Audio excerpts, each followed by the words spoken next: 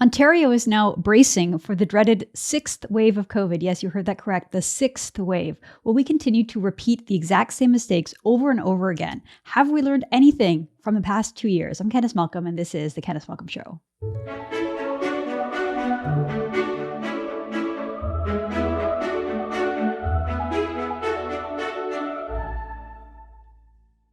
Everyone, thank you so much for tuning into the program. So yes, it's been more than 2 years since we were told 2 weeks to flatten the curve.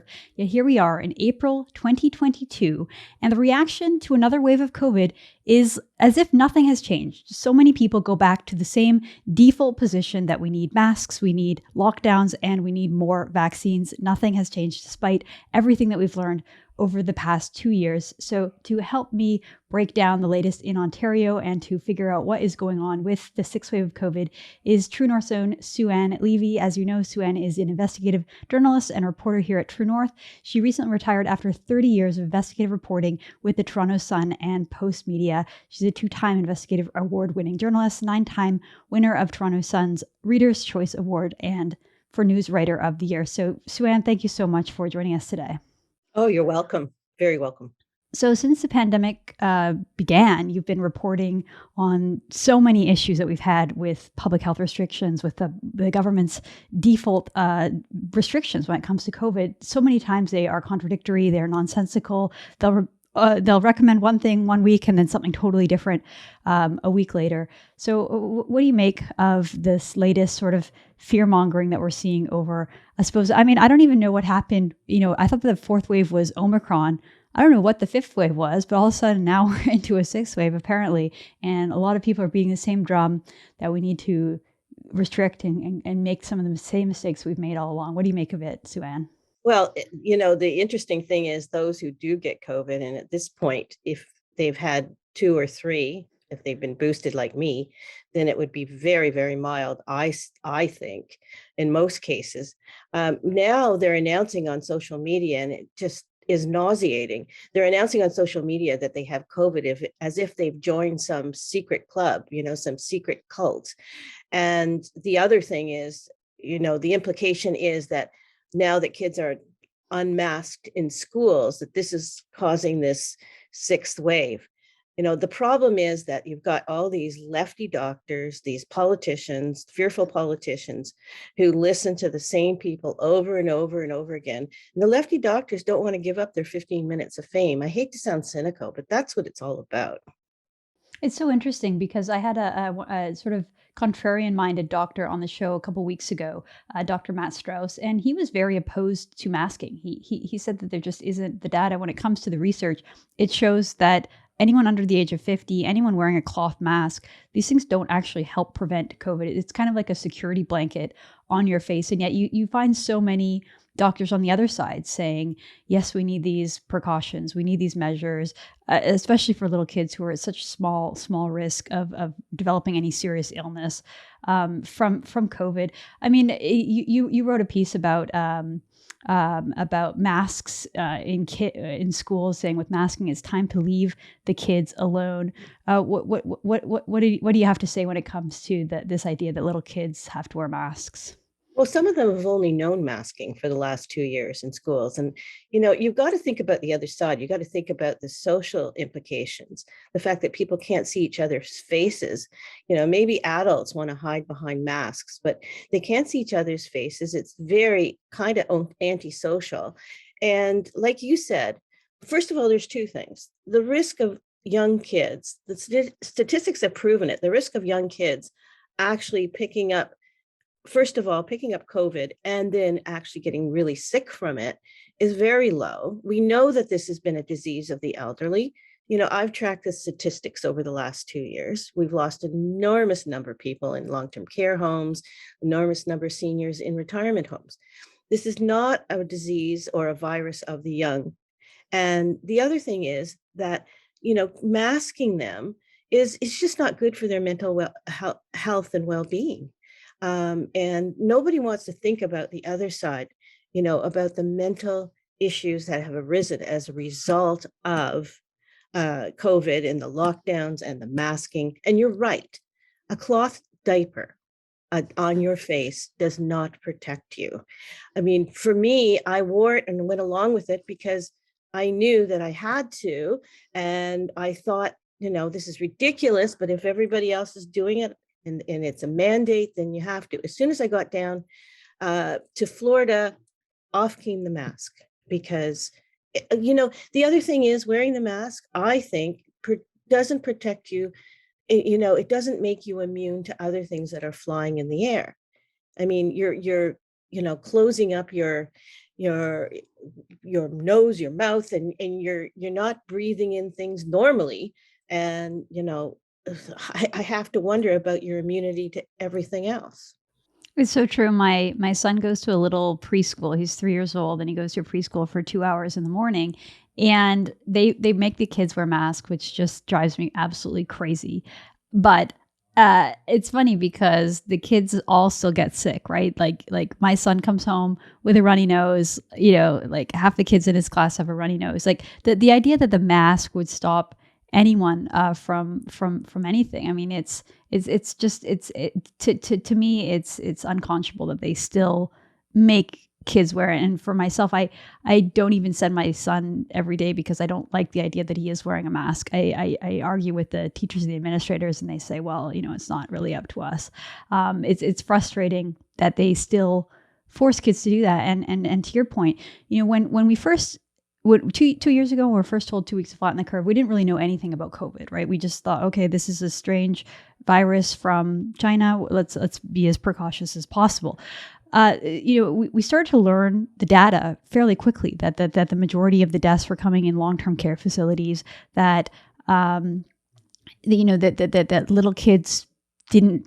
The little kids were basically not at risk of dying from COVID. The numbers were so minuscule, so small. The comorbidities or the underlying conditions that people had with COVID deaths was so stark.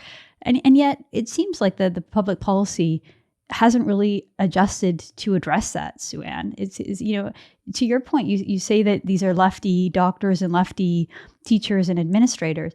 Usually people on the left are the ones that care about mental health and these kind of like secondary impacts. And yet when it comes to COVID, they don't really focus on, the way that little kids aren't able to communicate, the potential speech impediments or communication barriers that can be developed, the long-term impact for mental health on young kids and teenagers. Like I just don't really understand why they're still beating the same drum, why they don't see the broader picture, and why they're so tunnel vision focused on COVID. Why do you think that is? Oh, I think that the fear mongering has created this, as I said in the column for True North. I think it's created this group, I don't want to say nation, but certainly a select group of people. And I find particularly in Toronto and big city of a COVID obsessed hypochondriacs. They think every sniffle, every sneeze, every cough is related to COVID. And it's almost in some ways narcissistic, but they're just fearful. They parade on social media with their masks on. They're outside with masks. It defies all logic.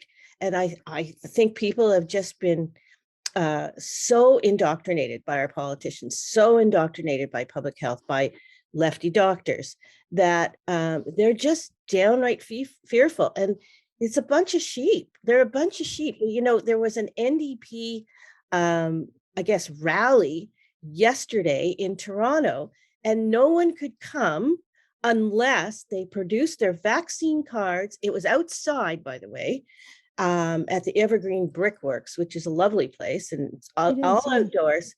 And they had to wear masks to attend. It was insane. It just defies logic. But they're clinging on. I don't know whether it's a way of controlling people, intimidating the crowd, but I think people are speaking up and saying enough. I have had people attack me on social media for suggesting enough is enough.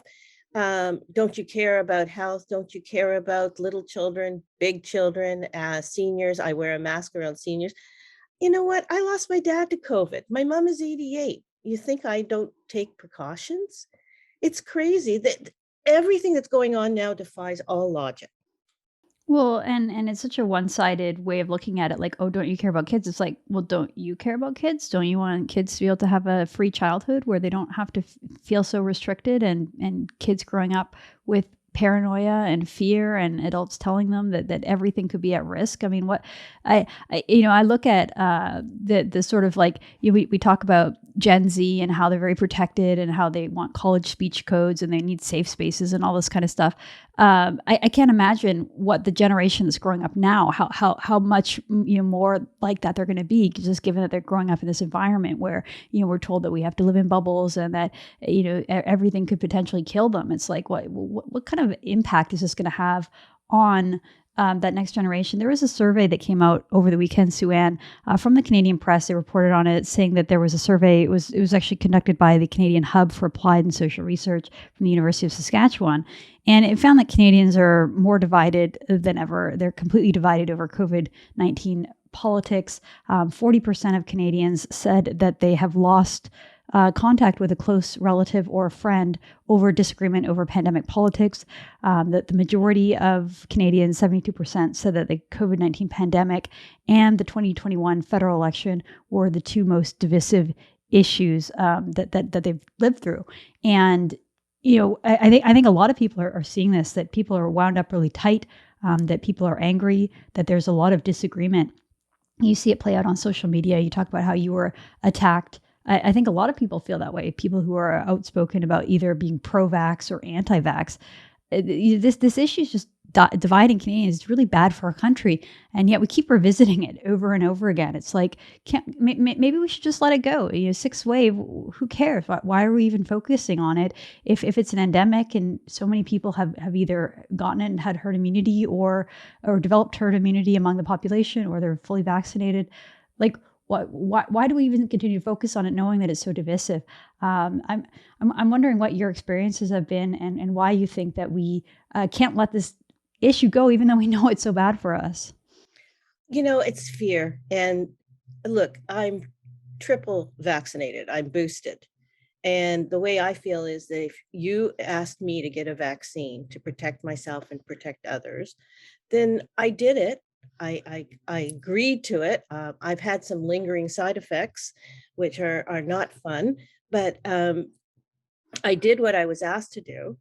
And, now I want to roam freely. I want to live freely, and I think that people keep moving the bar, particularly politicians. And now they're talking about a fourth booster. And I've talked to other people and they said, there's no way they're going to get another booster. I mean, how long are we going to have this be pushed on us?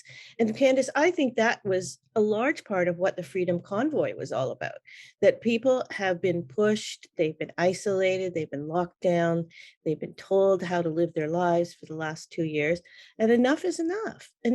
Look, I think that in our population, those who haven't had COVID, we probably all will have a mild form of COVID at one point. 2 weeks ago, I had a terrible, terrible cold. I thought it was COVID. I got tested. No, it was just a cold. It was a really bad cold, which I think I picked up at the Trump rally with 12,000 unmasked people. But I was there and roaming free and enjoying my day. But, immediately everybody thinks it's COVID. We had a friend down here from Toronto who didn't want to have dinner with even my wife because she was exposed to me with my cold. I did not have COVID. So it's been so ingrained in people that they've lost all common sense, all sense of logic. It's funny because during the trucker convoy, I was waiting for the headlines to say, oh, this is going to be a super spreader event, because that's what the media has been obsessed with. Anytime there's a conservative-minded protest, they focus on super spreaders. Anytime it's a social justice, left-wing, Black Lives Matter protest, then it's just righteous. But the media always focus on it. So I was waiting for those stories, and they never came, and there was never any COVID wave that resulted from all of those truckers gathering. I think because everyone kind of knew, okay, first of all, Omicron made everyone a little bit more immune to COVID. And second, they were all outside, and the chances of you getting COVID outside are very, very low. But Sue-Ann, I wanted to ask you, because I know you're down in Florida, and you mentioned you went to the Donald Trump rally there.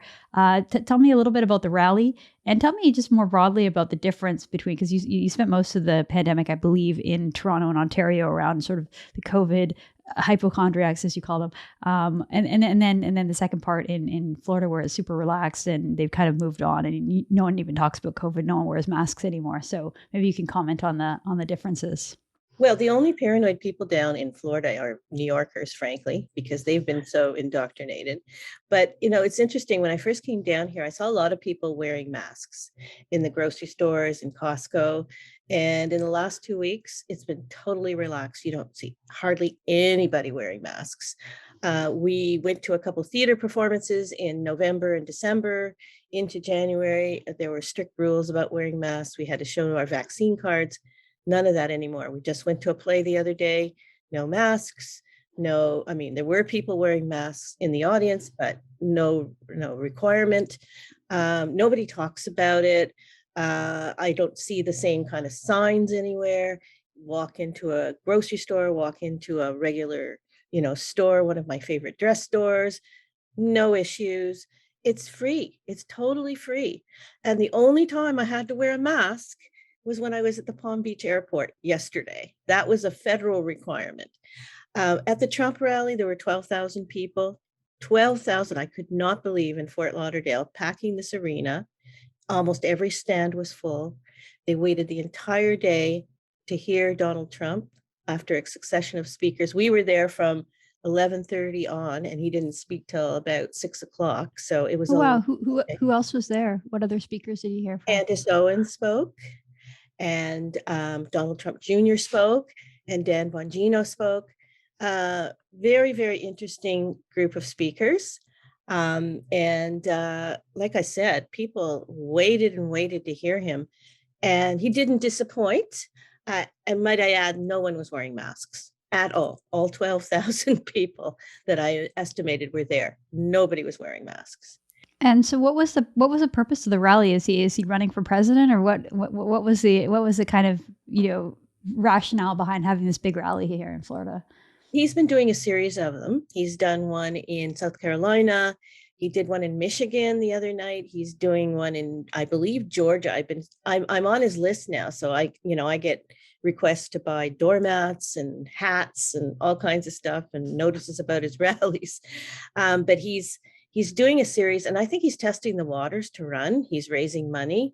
Frankly, I think a better choice would be, if you asked me, Ron DeSantis. There's some talk about him running in the next election. I think he's a kinder, gentler Trump, but he's tough and he puts his foot down, and I really respect the guy. This is the governor of Florida, of course. Yeah, I'm surprised to hear you say that, because I do know that some people in Florida don't want to see him go. They say, stop talking about Ron DeSantis for president, because he's doing such a good job here in Florida that we don't want to lose him, because if without him, we'll have some other either a Republican that doesn't have the spine that DeSantis has, or some awful Democrat that's going to bring in all the same kind of rules that we've had in Ontario and other sort of blue states. In the U.S. Well, that's really interesting, and I know you reported from that rally, so I encourage viewers to go check that out, because it's really definitely interesting. And Sue-Ann, you're keeping your finger on the pulse. I did have a final question for you. You mentioned that you were down at the airport yesterday. I know they're federally regulated, and I know that there's some push from airlines to get the Biden administration to drop the mask mandate. But more interesting than the mask mandate was who you bumped into at the local airport there in Palm Beach, Florida. So why don't you tell us about that? Well, I didn't exactly bump into him. I saw him. He was trying to hide from me. Was Mayor John Tory. He has a home down here. And, I'm just going to say that he has every right to travel. But I'm going to give the proviso that very morning, yesterday morning, he posted something on Twitter that made it seem like he was in his office in Toronto. It was about the Raptors. So it's the whole thing again, like sneaking down to Florida, pretending you're not there, just be open about it, be honest.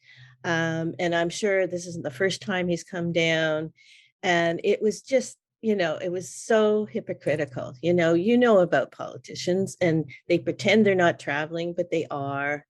And I don't think he was very happy to see that I saw him. And the reason I was at the gate is that Air Canada didn't have anybody to wheel my mom to the gate, so I got a special pass. So he probably rued the day that I actually got the special pass to come to the gate. Well, maybe he called the security on you, and maybe that was the reason they thought you were a security threat, because he was probably like, get this reporter out of here before she blows my cover. Well, no, it is interesting because I know there's no travel ban right now, and there's no lockdowns happening right now, but the same type of people who encourage you to be, encourage the public and lecture us and tell us to be hyper careful and to avoid contact and to not kind of go out there and live our lives, they turn around in their personal life. They go down to their mansion in Florida and have time with their family and do, frankly, whatever they want. And there's sort of this opinion, because I saw your tweet and I saw a lot of the reaction that people were angry that he was doing that, which, politicians have every right to travel and they have every right to go on vacation just like the rest of us. But the issue is sort of the double standard and the idea that they're allowed to lecture us and tell us what to do. And then in their personal life, they just kind of go and do whatever you want. What did you think about the reaction to your story there? To your tweets? I thought it was, very predictable and very, in sync with, politicians are not very connected with the average person these days. And John Tory is no exception. Or how the average person feels. But here's a man who's pushing his Vax and Ride clinics, things on the TTC, Vax and Read. He's got clinics in libraries. I'm beginning to wonder if he's going to have them on the golf courses, because the golf courses just opened in Toronto. He's ramming vaccinations down people's throats, 5 to 11-year-olds, which I think is totally wrong. He's talking about taking precautions. I see him at photo ops with masks on inside. It's just bizarre. So it's like left brain, right brain, Dr. Jekyll, Mr. Hyde, whatever you want to call it. But, you preach this, and he was one of the most draconian lockdown mayors in all of Canada. Poor Toronto has suffered tremendously. And, then you see him standing at the airport, with his little mask on, because it's Palm Beach Airport. What did he think how they were going to react? I was actually shocked to see him in line. How did he think people were going to react? Well, he probably just assumed that no one would see him. But it's interesting to see sort of the populist reaction to a lot of these politicians. Like I think that the politician who's the first to get ousted was Aaron O'Toole for the Conservatives. And I just remember when the truckers came to Ottawa, and he originally didn't want to meet with them, and he was sort of didn't want to be associated with the populism. He came out with his own trucker policy, what he would do alternatively to what Trudeau's doing with the border ban. And his proposition was to have vaccine clinics at truck stops. And that was supposedly going to fix this whole issue, which totally misunderstands the whole purpose of why the truckers weren't protesting because they didn't have access to vaccines. They were protesting because they didn't want to have the mandate, right? And the idea that some politician would say, "Oh, it's okay, we'll bring the vaccines to you," it just totally shows how little some of these politicians really grasp the issues of the people in front of them. No, they don't. And listen, I would dearly love to find out how many people have actually shown up to those clinics. They are a huge drain on resources. And I would bet you that probably a handful of people have come and gotten vaxxed. People are just, it's over. People have had enough. And Toronto's no exception, whatever place you're talking about. They've had enough. Enough with the clinics, enough with the masking indoors to virtue signal. It's crazy. I think that's a perfect way to end it, Sue-Ann. It's a perfect note to end it. Just let it end. Let it be over. We're done with it. Let us move on with our lives. Well, thank you so much for joining us, Sue-Ann. Always great to have you on the show. It's Sue-Ann Levy with True North. I'm Candice Malcolm, and this is the Candice Malcolm Show.